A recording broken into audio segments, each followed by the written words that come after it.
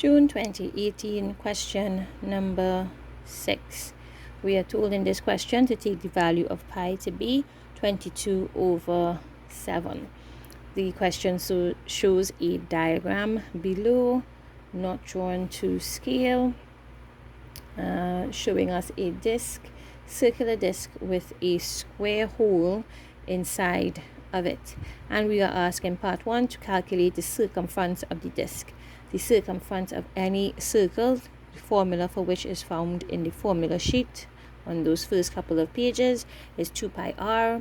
Substitute the values we have. 2 times 22/7 times r being 21. We were given that the radius of the circle was 21. Cancel out and we get that C is 132 millimeters, 1 mark. Second part of the question asks for the area in millimeters of the cross section of the disc. So we want the cross section of the diagram shown, which is a circular disc with a square cutout hole in its center. So the area of the cross section is going to be the area of the circle minus the area of the small square at its center. So let's find those separately. The area of the circle is pi r squared, also on your formula sheet, giving us 1386 millimeters squared. The area of the square is side squared, which is 6 squared, which is 36 millimeters squared. Therefore, the area of the cross section is 1350 millimeters squared. 2 marks for that. Part 3 asks us that given that the thickness of the disc is 2 millimeters, calculate the maximum number of discs that can be constructed from 1000 centimeters cube of available metal. So the volume of any prism-like object is the area, the cross-sectional area, times the thickness, or times the height, or times the width, something like that. So the volume that we have is 2700 millimeters cubed. However, we want to know how many we can make out of 1000 centimeters cubed. So we have a conundrum because we are working with millimeters and millimeters squared and millimeters cubed, and we were given centimeters cubed, right? So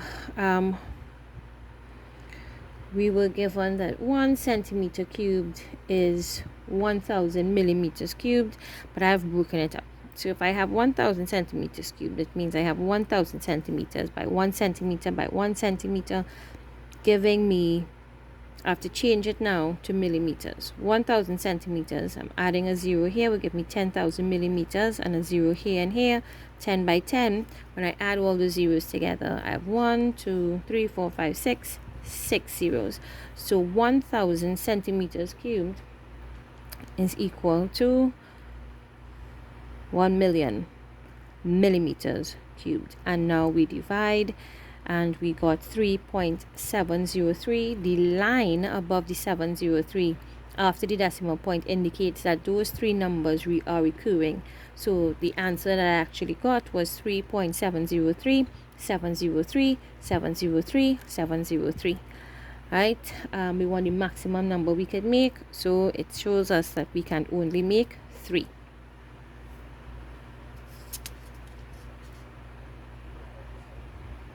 Okay, so for 6b part 1, we were told that a globe is a scaled spherical representation of the Earth.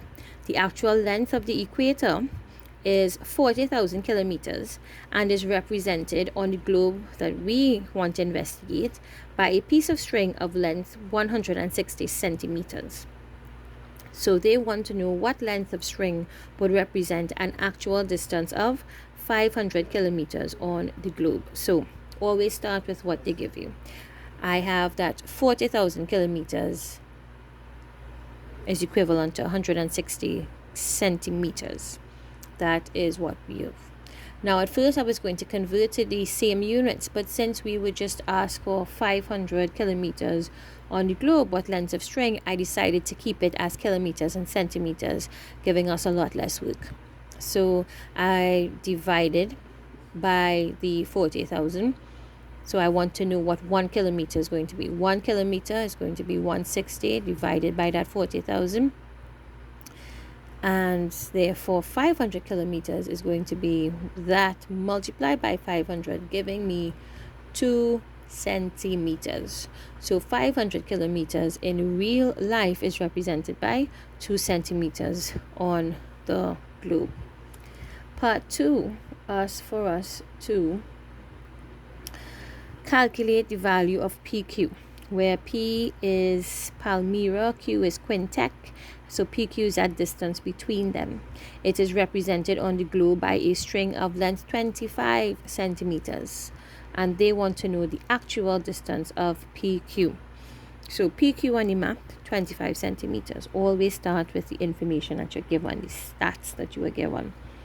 I also know from part 1 that 2 centimeters on my globe is equal to 500 kilometers in real life.